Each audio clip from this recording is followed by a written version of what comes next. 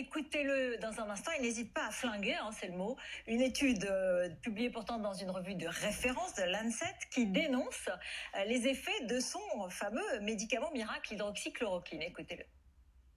Comment voulez-vous qu'une étude foireuse faite avec les big data change ce que nous avons vu? Vous savez, des électrocardiogrammes, ici on a fait 10 000 chez les malades qui ont eu cette maladie. 10 000 électrocardiogrammes qui ont tous été vus par l'équipe d'un professeur de rythmologie, c'est-à-dire de cardiologue qui est spécialisé dans l'analyse électrique du cœur. Alors, moi, je ne vais pas changer d'avis parce qu'il y a une publication qui raconte, quel que soit le journal dans lequel il passe, si d'un coup, il suffisait qu'il y ait quelqu'un qui publie une bêtise dans la littérature pour que j'oublie tout ce qu'on a fait pendant 2 mois et demi, c'est que je serais devenu fou. Donc je ne vais pas changer d'avis parce qu'il y a des gens qui disent, écoutez, nous qui n'avons pas vu de malade, on vous dit ce qui s'est passé, alors que vous, qui avez vu des malades, vous ne savez pas ce qui s'est passé. Je ne veux pas le croire. Voilà, on va en parler avec vous, professeur Jean-François Toussaint, médecin et professeur de physiologie à l'Université Paris-Descartes. Bonsoir. Bonsoir, docteur Pierre Squara, vous êtes responsable du service réanimation à la clinique Ambroise Paré à Neuilly. Merci beaucoup. Alain Duhamel, notre éditorialiste BFM TV. Margot de Frouville, la chef du service santé de BFM TV. On va être en direct avec plusieurs médecins pour essayer de mieux comprendre. Mais d'abord, tout de suite, on va carrément avoir les détails sur cette étude avec vous, Céline Moncel. Oui, une étude route qui a été menée par une équipe internationale sous la houlette de la Harvard Medical School, puis publiée dans la fameuse revue britannique The Lancet. Alors voilà pour le cadre, tout ça est très sérieux. Alors comment a été menée cette étude et que nous dit-elle? Elle porte sur 96 000 patients testés positifs au Covid-19 partout dans le monde. C'est donc la première étude en fait de grande ampleur sur la chloroquine. L'âge moyen de ces patients, il est de 53 ans. Parmi ces malades, 15% ont reçu un traitement à base de chloroquine, soit de la chloroquine seule, soit de la chloroquine associée à un antibiotique de la même famille que celui utilisé par le professeur Raoult. Les 85% restants forment ce qu'on appelle le groupe contrôle, soigné donc de façon tout à fait standard à l'hôpital. Alors voilà les conclusions de cette grande étude. Un patient sur 11 du groupe qui n'a pas reçu de chloroquine est décédé. Parmi les patients traités par la chloroquine seule, un patient sur 6 est décédé, la proportion est déjà beaucoup plus importante. Et puis quand la chloroquine a été utilisée en combinaison avec un antibiotique, eh bien ce taux de mortalité s'élève à plus d'un patient sur 5. En fait, les chercheurs ont constaté un risque plus important d'arythmie cardiaque ou de décès chez ces patients ayant reçu ces traitements. La chloroquine, selon cette étude, est donc inefficace, voire carrément dangereuse. On souligne 2 limites à cette étude. D'une part, elle ne répond pas à la question de l'intérêt d'un traitement ultra précoce dès l'apparition des premiers symptômes. Et puis, autre limite, elle est rétrospective. Ça veut dire que les chercheurs se sont basés sur des données collectées a posteriori. Et est-ce qu'il y a eu, Céline, d'autres études sur l'hydroxychloroquine? Oui, il y en a 200 partout dans le monde. La plupart sont encore en cours. Alors, à l'image d'abord de la fameuse étude européenne, Discovery, dont on a beaucoup parlé, étude qui porte sur 4 traitements, dont l'hydroxychloroquine. Elle devait intégrer des patients venant de toute l'Europe, mais aujourd'hui, ces patients sont surtout français et la publication des résultats a dû être repoussée. D'autres études sont menées en France, à Angers, à Montpellier notamment. À Montpellier, on teste la fameuse combinaison hydroxychloroquine et azithromycine sur patients hospitalisés. C'est le même traitement qu'administre le professeur Raoult. Et puis ce traitement, il est pris enfin préventivement par 900 soignants. Ça, c'est l'étude PrEP-Covid qui teste l'hydroxychloroquine en prévention. Alors petit à petit, ces études, elles sont censées livrer leurs résultats, mais ce soir, on apprend que l'OMS suspend temporairement des essais cliniques avec l'hydroxychloroquine par mesure de précaution, suspension qu'elle va mener avec les études dont elle est partenaire. On ne sait pas encore exactement quelles études seront impactées. Céline Moncel, donc pour tout comprendre de cette étude foireuse. On a connu meilleur comme argument scientifique, professeur Squara, mais vous adhérez à l'adjectif foireux? Pas du tout, et je pense que Didier Raoult est en train de montrer qu'il manque de 2 qualités essentielles aux chercheurs, c'est le doute et l'humilité. Il suffit de lire ce papier pour voir que dans la discussion, ils présentent eux-mêmes un certain nombre de limites à cette étude. Mais moi, je vous fais le pari que cette étude termine l'affaire. Il n'y aura plus d'études sur le Covid. Moi, je veux participer à PrEP-Covid. Les soignants ne veulent plus prendre de l'hydrochloroquine. Alors, l'OMS, ce soir, l'a suspendu, temporairement, mais néanmoins. Fin de partie, c'était le premier billet de blog qui avait un peu suscité la polémique, qui était signé par Didier Raoult, et il disait l'hydroxychloroquine, c'est le remède pour le Covid-19, professeur Toussaint. Est-ce que ce soir, c'est la fin de partie, mais dans l'autre sens? Bien, on n'a aucune étude qui nous amène une preuve d'efficacité certaine dans l'ensemble de celles qui auraient dû être faites dans les règles scientifiques, c'est-à-dire avec des randomisations, avec un des suivi groupes conséquent et suffisant, sachant que le taux de survie des patients est extrêmement élevé, ce qui veut dire qu'il faut une quantité considérable de patients inclus pour pouvoir arriver à faire 96 000 dans l'étude de Lancet. On commence à y arriver, mais c'est une étude rétrospective. Et donc, ce que l'on voit surtout, c'est que ce sont effectivement les effets secondaires qui étaient attendus. Ce sont principalement des effets cardiologiques, des effets de torsade de pointe qui posent la question. Et c'est donc sur ce domaine-là que la prévention et l'arrêt par l'OMS a été décidé. Moi, ce qui me frappe, Alain Duhamel, Margot Trouville, c'est que le professeur Raoult dit finalement, nous, on a vu 4000 malades qui nous sont passés entre les mains. Je ne vais pas changer d'avis, alors qu'il y en a qui font du big data, fantaisie, complètement délirant, qui prend des données dont on ne connaît pas la qualité et qui mélange tout. Ça, c'est un rapport très étrange à la science.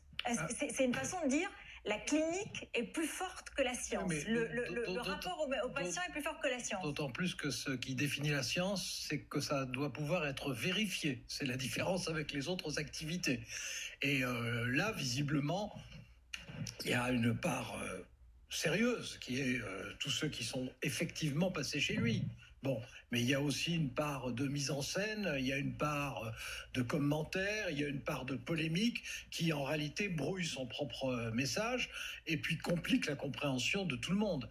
Simplement, moi, je me garderais bien en tant qu'éditorialiste politique de dire si c'est un bon médicament, un mauvais médicament ou pas. Ça n'est pas à moi de le dire.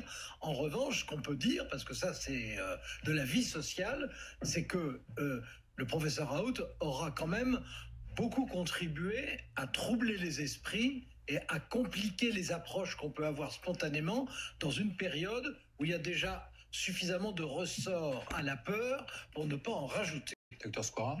Oui, pour dire, le trouble n'est pas que dans la population, il est chez les chercheurs. Vous imaginez que les chercheurs de 6 continents se sont mis à travailler pour réunir 100 000 patients, c'est pas un petit travail, uniquement parce qu'ils avaient peur que les recommandations de Raoult soient appliquées à l'échelle mondiale. Parce que si les résultats, c'est 30% de surmortalité quand vous prenez de l'hydrochloroquine. Si vous appliquez ça à quelques millions de patients, vous imaginez? Donc le trouble, il est partout, et il y a des chercheurs qui se sont donnés comme mission d'arrêter l'hémorragie. Oui, d'accord, mais on a un homme qui dit, moi, je m'en fous, j'ai testé et j'ai des résultats. Et regardez ce que j'ai à Marseille, et ça me suffit. Attendez, il n'a pas publié ces 4000 malades, hein, qu'il les publie. On verra bien ce qu'il en est. On verra bien ce qu'il en est. Non, mais en même temps, on voit qu'il y a un certain nombre, Margot, professeur Toussaint, il y a aussi des patients qui reçoivent ce médicament, l'hydroxychloroquine, pour des maladies auto-immunes notamment, et dont qu'on n'a pas interdit parce qu'ils auraient ces effets secondaires terribles, non? Mais c'est le rapport bénéfice-risque qui compte dans ce domaine-là. C'est-à-dire qu'il y a plus de bénéfices dans le cas de ces maladies auto-immunes que le risque. Et quels sont les risques qui sont pris. Et ils sont suivis et surveillés de très très près. Il y a eu une surveillance, je suppose, sur l'ensemble de la cohorte des patients marseillais.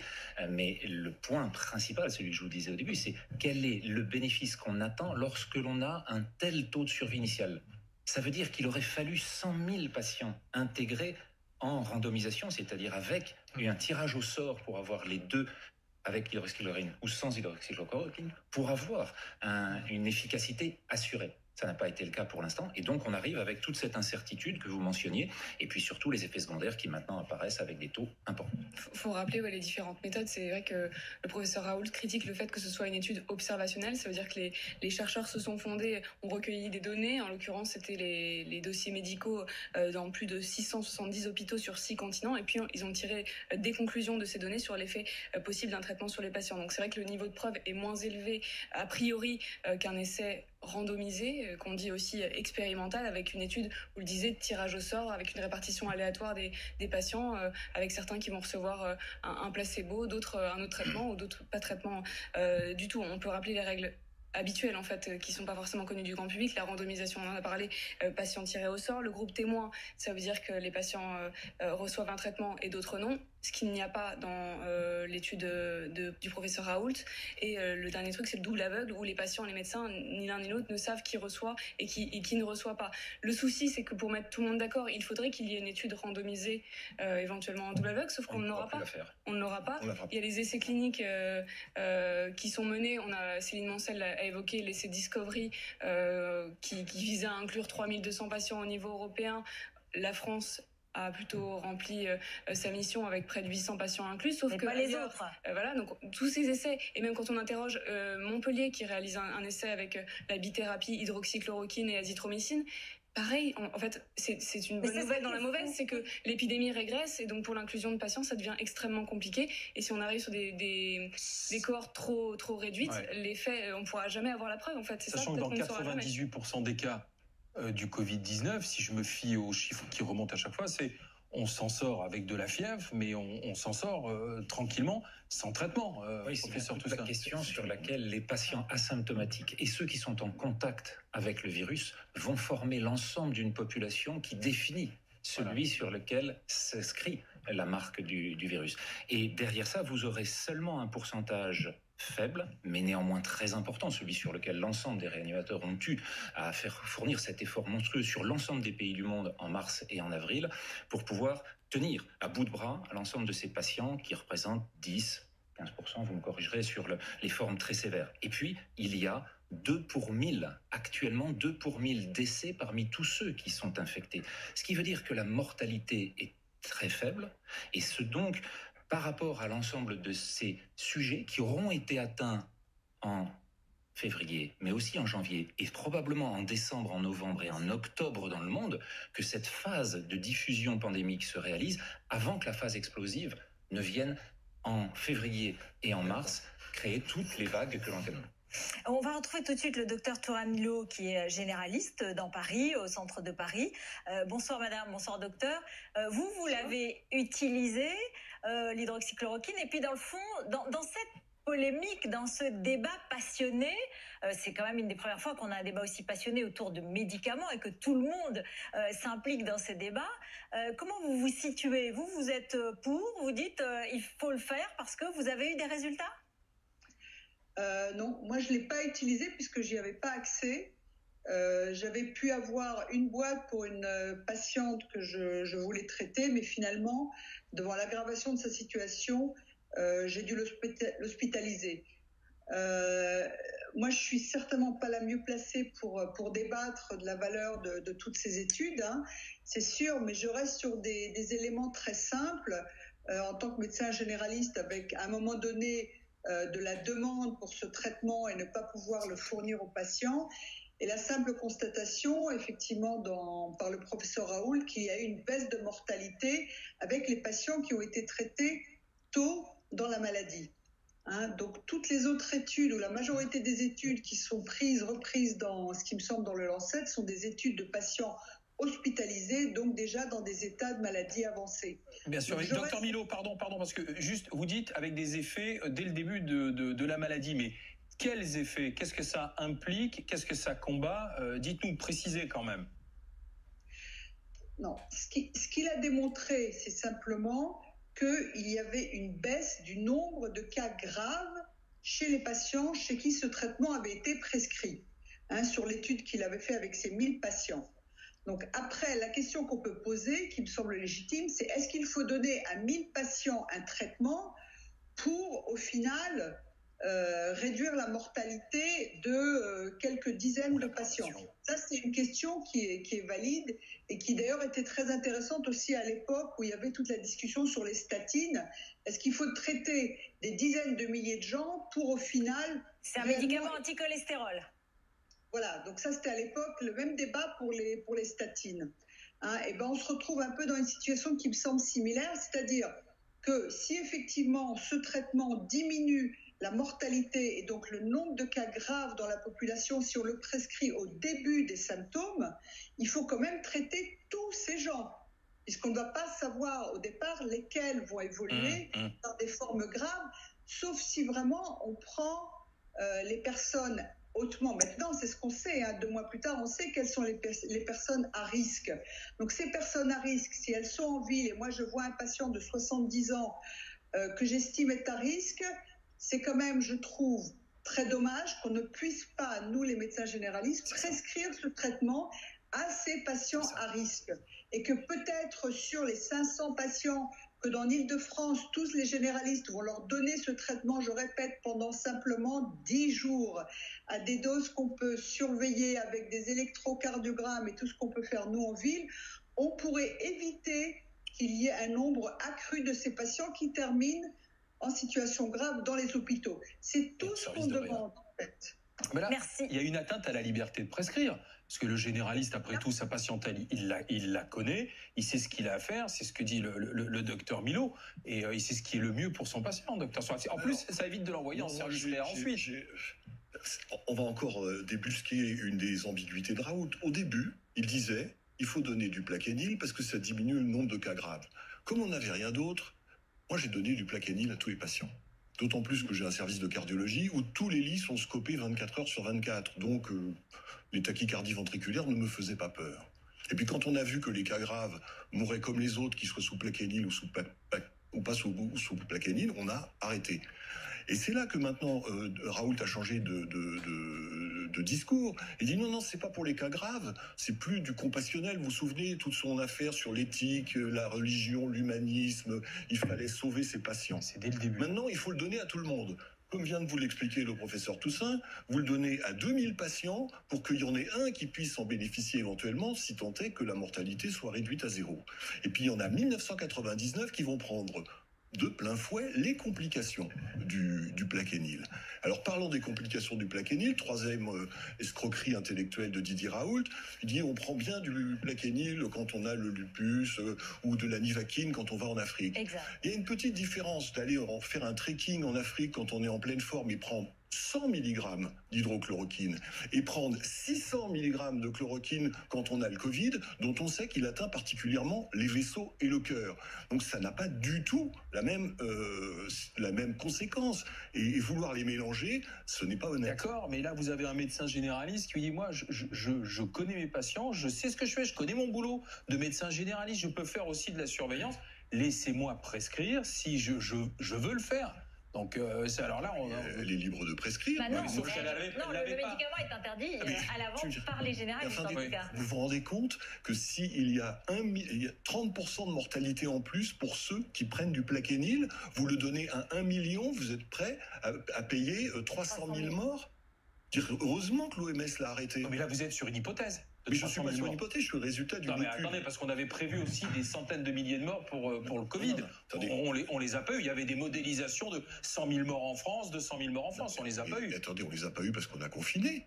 Si on est à 30 000 morts, là, je vous signale. Si jamais on avait pas confiné, il y en aurait eu 100 000 morts avec l'hydroxychloroquine. Je vous dis que si on continue sur l'échelle de la planète à donner du Plaquenil à des gens qui vont faire le Covid, il y en aura encore plusieurs millions sur la planète. Eh bien, à chaque million de Covid, vous allez avoir 30% de morts en plus. Ah, voilà. Ça, c'est ce que dit l'étude de l'ANSET. C'est ce que dit l'étude. Voilà. Et aujourd'hui, je vois pas ce qu'on peut dire d'autre. Des réactions, Turamilo, vous avez entendu le docteur Squara?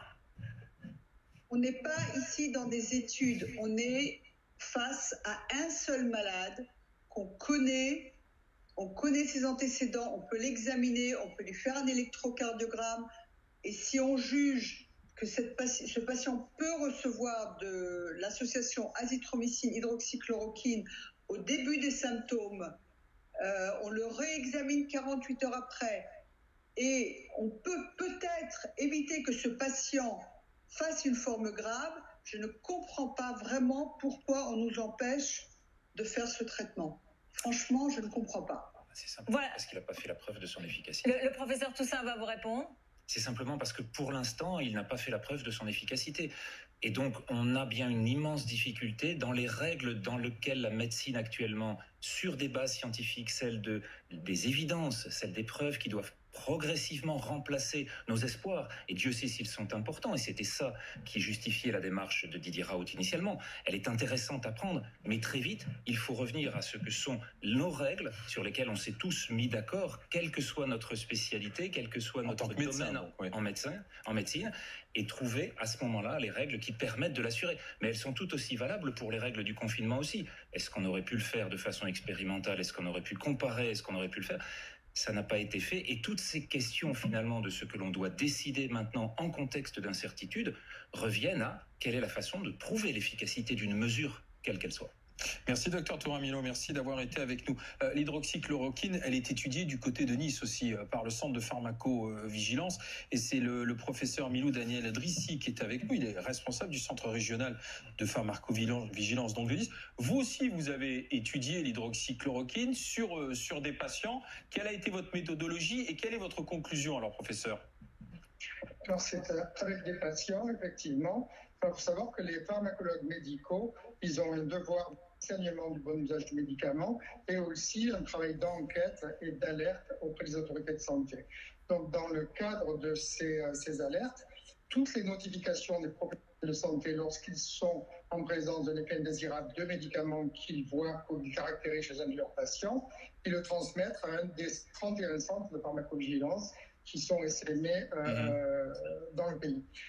Tous ces centres, à la demande de la NSM, et parce que nous avons une spécialité relative à la toxicité cardiaque des médicaments, toutes les notifications depuis le début du Covid nous ont été adressées d'effets indésirables cardiaques. Et donc, nous les avons toutes analysées, revalidées, nous avons remesuré les électrocardiogrammes et nous en sommes arrivés aussi que la plupart des effets indésirables qui étaient notifiés spontanément par les médecins étaient des effets indésirables graves dans près de 88% des cas associés à l'hydroxychloroquine, avec ou sans azithromycine, et avec tout l'éventail des troubles cardiaques que l'on peut trouver, comme on devait s'y attendre avec ce type de médicaments qui ont des activités particulières au niveau des canaux ioniques. Donc on a eu des modifications de l'électrocardiogramme qui donnent un terrain sous-jacent et favorisant les arythmies cardiaques. On a eu des arythmies cardiaques, on a eu des arrêts cardiaques, on a eu des morts soudaines ou inexpliquées, et dont parmi ces troubles cardiaques, les fameuses torsades de pointe. Et en particulier, dans quelle région, puisque vous avez eu des retours sur tout l'ensemble de la France, dans quelle région, professeur Drissi? Alors, les régions qui ont notifié le plus d'événements indésirables sont, vous pouvez s'y attendre, les régions qui prescrivent le plus. En premier lieu, c'est la région PACA-Corse, et en deuxième, la région parisienne. Merci beaucoup. Donc, deux régions qui correspondent aux zones de prescription les plus importantes de l'hydroxychloroquine, avec donc ces effets indésirables cardiaques très nets que vous avez mis en évidence. Mais on le voit quand même, le débat, il reste vif avec la généraliste, parce qu'il y a le sentiment qu'on a établi une forme de loi. D'ailleurs, quand le ministre de la Santé, Olivier Véran, immédiatement prendre une décision après l'étude de The Lancet dès samedi ou vendredi. Il a demandé une expertise au Conseil de santé publique pour voir s'il fallait revoir les règles de prescription qui étaient déjà dérogatoires, qui avaient été instaurées fin mars, en autorisant uniquement la prescription d'hydroxychloroquine à l'hôpital, uniquement pour les formes graves. Donc là, reste à voir si la décision de l'OMS prise ce soir, annoncée ce soir, elle confirme un peu la précaution prise par le ministre de la Santé. Cette décision française. Mais attendez, pardon, j'ai une question. Ça tourne pas aussi, alors l'OMS vient donner son avis, c'est important, mais sinon ça tournait pas aussi au duel un peu personnel? Au-delà du traitement, est-ce qu'il n'y avait pas un côté je marque un point, je réponds et qui dépasse les enjeux de la santé? Mais entre qui et qui? C'est Raoult et les autres. Parce qu'il n'y a personne qui dit le contre. Enfin, je veux dire, c'est Raoult contre les autres. Et il faut se rappeler que la chloroquine, dans les virus, c'est une vieille histoire. Les premières publications datent de 1950. Et donc... depuis, il y a eu 800 publications, aucune n'a montré une supériorité de l'hydroxychloroquine dans un virus quelconque. Donc, on arrivait avec beaucoup de scepticisme. Et les études viennent confirmer que l'hydroxychloroquine ne marche pas sur les virus. Mais c'est un débat scientifique, finalement, parce que la science est faite de débats, de pour, de contre, de contradictions, jusqu'à ce qu'à un moment, on trouve un bénéfice qui soit supérieur à la contradiction ou au risque. Mais là, ça a été étalé au grand jour, en pleine crise sanitaire, inédite depuis longtemps. Il fallait presque choisir son camp avec le professeur Raoult contre le professeur Raoult. Si on ne voulait pas mourir, il fallait descendre à Marseille, se faire tester. Enfin, c'était presque irrationnel, Alain Duhamel. C'est le 5e pouvoir, c'est-à-dire le pouvoir des réseaux sociaux. Parce que s'il y a eu cet embrasement général, ça n'est pas au départ parce qu'un chef de service ici, un chef de service ailleurs n'était pas du même point. C'est parce que, à propos du professeur Raoult, et à cause de ces modes d'expression qui sont calibrés pour les réseaux sociaux. Et il s'exprime d'ailleurs avec savoir-faire et méthode de ce point de vue. Mais évidemment, ça a créé une sorte de guerre de religion qui n'est pas scientifique, il y a un homme qui détient la vérité à un moment dramatique, et puis il y a d'autres qui essayent de s'y opposer. Et ensuite, à partir de ce qui est comme ça affectif ou psychologique, on théorise en disant oui, c'est les élites contre le peuple, oui, c'est Paris contre Marseille, oui, c'est les laboratoires internationaux contre le médicament peu cher, isolé, etc. Mais on voit bien qu'il y a le débat scientifique, qu'il y a les comportements psychologiques, à commencer par celui du professeur Raoult, et puis qu'à partir de ça, les réseaux sociaux sont devenus le terrain sur lequel il y a une sorte de débat parallèle, qui alors évidemment est en pleine irrationalité et ignorance. Anne Rosencher, vous nous avez rejoint, vous êtes directrice déléguée de la rédaction de l'Express. En fait, vous avez rencontré le professeur Raoult, vous en avez fait une interview qui sera à la une de l'Express demain. Jeudi, mais bon, on va quand même... Et en ligne dès maintenant. Dès tout de suite, là, elle est en ligne. Il vous est apparu comment? Quand même avec un ego surdimensionné dans tout cela? Oui, c'est moins qu'on puisse dire. Oui. Lui, sa citation, il dit « Je suis une caricature de français ». Voilà comment il se définit. Et il invoque ses héros de jeunesse que sont Cyrano de Bergerac, D'Artagnan et je crois le chevalier Bayard. Voilà. Donc, il le revendique, bien sûr, ce panache. Après, on a fait le choix de laisser... On est allé le voir à Marseille. Déjà, il faut que je vous explique. Marseille, vous arrivez, vous donnez l'adresse du l'IHU, vous avez la file des chauffeurs de taxi qui vous dit « Enlevez votre masque, nous, on n'a pas besoin de masque à Marseille, gardez-le pour Paris parce que nous, on a Raoult. » Donc, le ton est donné. C'est vrai qu'il y a quand même beaucoup de cette opposition-là et il sait, bien entendu, en jouer. Donc après, on y va.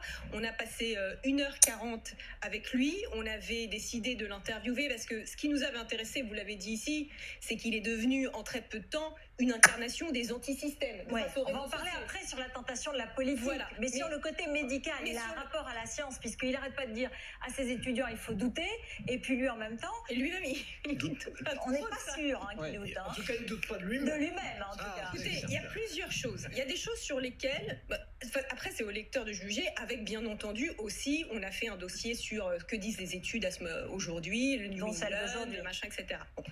Il y a plusieurs choses. Il y a des choses sur lesquelles éventuellement on peut en discuter. C'est intéressant en tout cas. Il dit, il y a d'abord la démarche du médecin, c'est-à-dire qu'au début de l'épidémie, moi je considère que j'ai un traitement, que comme c'est une épidémie qui ne va pas durer l'éternité, je ne dois pas attendre d'avoir les résultats des études randomisées parce que je considère que ce traitement n'est pas dangereux et que donc le bénéfice-risque, comme on dit, est en faveur donc je réagis dans une éthique de médecin et pas dans une éthique de chercheur.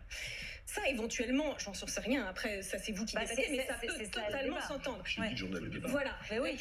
La question, c'est plutôt après, une fois que les études s'accumulent, à la limite, on pourrait imaginer qu'ils disent bon, bah voilà, mais je ne regrette rien, je l'ai donné. C'est plus que ça, puisqu'il critique les études qui critiquent la chloroquine. Et c'est là où, quelque part, pour moi, mais après, chacun se fera son idée. Bon, d'abord, il nous insulte 2-3 fois quand on lui reparle de ses études. C'est pas une insulte, il vous rentre dedans. Il nous dit qu'on nous pose des questions cons et qu'il veut.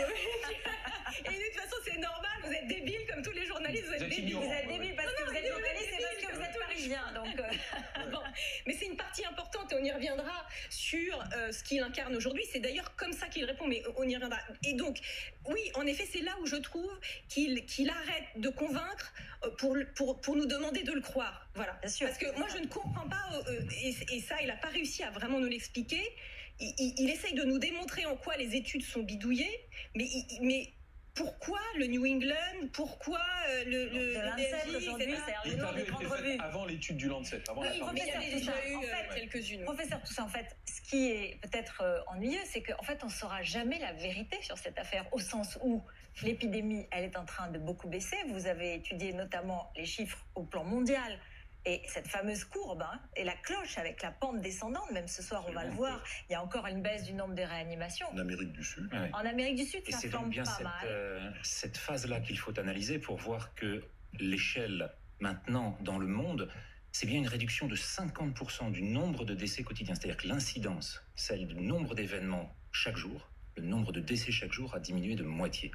Pour la totalité de l'ensemble des 180 pays du monde qui ont eu déjà un cas au moins de Covid.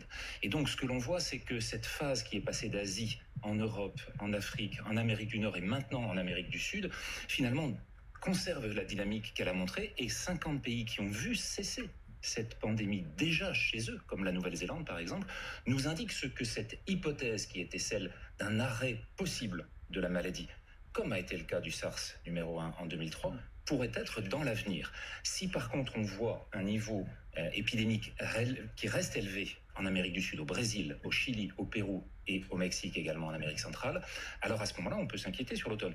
Mais ce n'est pas le cas pour l'instant. On commence à voir s'infléchir cette courbe sur ces pays-là, et si dans les 2 semaines qui viennent on a un effet de décrue comme celui qu'on a constaté partout ailleurs, alors à ce moment-là, il faut considérer ce que peuvent être ces hypothèses de sortie de la pandémie. De la première vague ou bien totale. La seule phase qui est actuellement celle que l'on constate. Donc il n'y a c'est de deuxième vague nulle part. Donc c'est l'effet cloche en cloche, 4 semaines pour monter, 8 semaines et pour là, c'est ce que dit le professeur Raoult, c'est ce qui se passe avec tous les virus. Mais attendez, ça veut dire aussi qu'il n'y aurait pas de deuxième vague, même en septembre, octobre? Alors, celle-là, c'est l'hypothèse de saisonnalité. Et celle-là demande à surveiller les pays d'Amérique du Sud de très près, parce que le seul réservoir actuel qui reste, c'est celui-là. L'Asie est en train d'achever la première phase, l'Europe est à 85-95% selon les pays, 100% pour l'Albanie. L'Albanie, il n'y a plus de maladie du tout depuis 3 semaines. Plus de décès ni de contamination. Donc on voit des effets qui sont majeurs, qui sont communs sur l'ensemble des pays, et donc qui peuvent faire émettre plusieurs hypothèses, dont celle d'un retour à l'automne, qu'il faut conserver comme une possibilité. Oui, mais là, professeur Skora, du coup, si Raoult il n'est pas bon sur l'hydroxychloroquine, les courbes, il les connaît.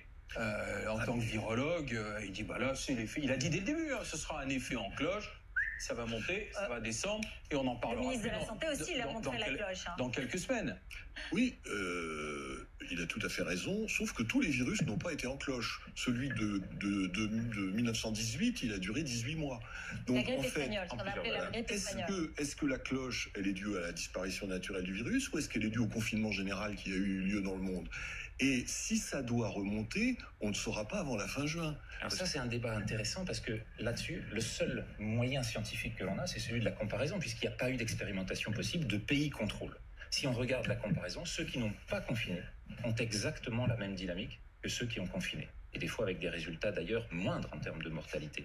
Donc si on a la même chose chez les pays qui ont par contre respecté la distanciation sociale, celles sur lesquelles on est à 2 mètres, celles sur lesquelles on est avec des masques à moins de 2 mètres, celles sur lesquelles on supprime les transports en commun, les conditions de foule dans les stades et les concerts, est-ce que c'est ce qu'on va vivre dans les mois qui viennent. En fait, ce que vous nous décrivez, c'est ce qu'on va vivre dans les semaines qui viennent. Peut-être dans les semaines qui viennent seulement. Si cette épidémie montre, voilà, c'est ce qu'on va vivre de cette hypothèse. Avec le fameux match de foot qui a eu lieu dans l'Est de la France. Non, et puis là, celui qui vient d'avoir lieu dans l'Est de la France. Voilà, du côté de Strasbourg. À Strasbourg. À Strasbourg, entre 2 quartiers, où là, on n'a pas pris les précautions. On va voir si. Mais c'est les mêmes pour le déconfinement. On n'a pas pris de précautions particulières, et on a entendu ces discussions sur mais les Français ne suivent pas les règles du déconfinement dans lesquelles il faudrait. Mais on doit regarder ce qui se passe maintenant et ce qui se passe dans les autres pays qui ont déconfiné. Ceux qui ont déconfiné ne montrent absolument aucune deuxième vague, tout simplement parce que l'hypothèse derrière, c'est que le confinement n'a pas servi à réduire la mortalité. Ce qui a servi, c'est la distanciation sociale. Et le fait de confiner quand on est dans une épidémie qui est reportée par les gouttelettes et la transmission, en fait, rester confinés ensemble, ça augmente la contamination. C'est ce qu'on évite pendant les périodes de grippe. Donc cette difficulté-là est pour l'instant encore à démontrer l'efficacité, et même les grandes publications dans Science la semaine dernière sont grevées d'un tel nombre d'incertitudes et d'hypothèses tellement faussées que finalement, cette démonstration faite en 3 semaines, alors que d'habitude il faut 6 mois pour rentrer dans Science et prouver une étude, montre bien que même la science a des doutes actuellement sur ses propres outils. Oui, on a vécu une situation inédite, c'est-à-dire qu'on a avancé sur une nouvelle maladie et on a essayé de comprendre petit à petit en pouvant voir un jour blanc, le lendemain noir, mais avec la même surprise. Et il faut avoir un petit mot pour ceux qui suivent fidèlement Raoult, comme si c'était... je ne peux pas dire un gourou, parce qu'il n'aime pas. Ouais. Parce que en fait, on l'a suivi aussi au début.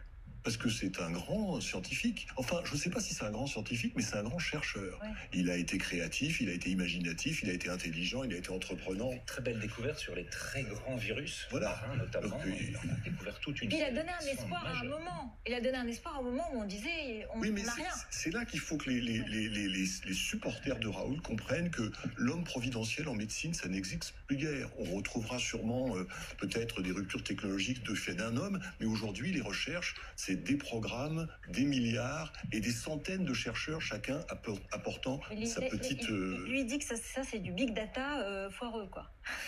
C'est de l'étude de données qui sert à rien, quoi. C'est ça l'expression, quand même. Je pense qu'il montre là que c'est un homme du passé. Bah écoutez, en attendant, pour certains Français, c'est peut-être quelqu'un du futur, avec qui sait une manière d'interférer dans le débat public, dans le débat politique. Qui sait, peut-il avoir une tentation? On sait d'ores et déjà qu'il s'est greffé au fameux Front populaire, initié par Michel Onfray, dans lequel on retrouve Philippe de Villiers et d'autres. Alors Didier Raoult, est-ce qu'il va être un trublion de la société dans le débat politique? 2022. Raoult 2022, qui sait? Voilà, ça y est, Duhamel est parti à la renverse, mais on en parle dans un instant. Et s'il y allait